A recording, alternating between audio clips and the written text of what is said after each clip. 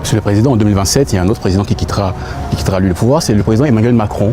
Aujourd'hui, quel bilan vous faites de sa politique qu'on appelle parfois un peu abusivement la politique africaine de la France?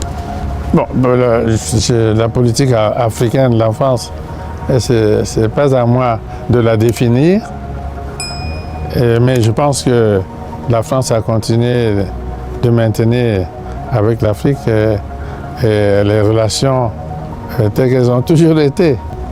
Et on a parlé de France-Afrique. Bon, mais en France, il a été dit qu'il fallait tourner la page de ce qu'on a appelé France-Afrique.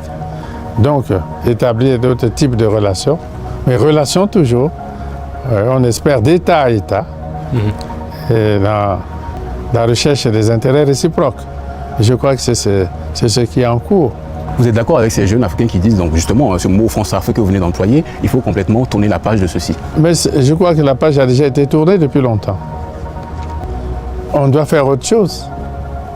Bien sûr qu'il faut faire autre chose. Il faut évoluer vers quoi alors? Une relation d'égal à égal maintenant? Vers quoi on doit aller? Oh, d'égal à égal. Disons simplement qu'il faut qu'il y ait des relations d'intérêt réciproque. Le mot un peu à la mode, c'est gagnant-gagnant. Chacun doit y trouver son compte dans une coopération. Parce qu'il s'agit de coopération, non? Que chacun y trouve son compte.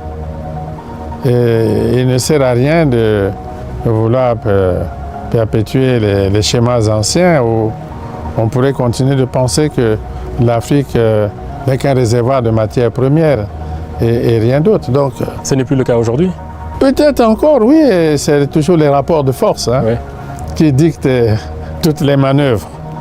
Mais quand même, les dirigeants africains s'efforcent de faire que les rapports entre États soient gagnant-gagnant.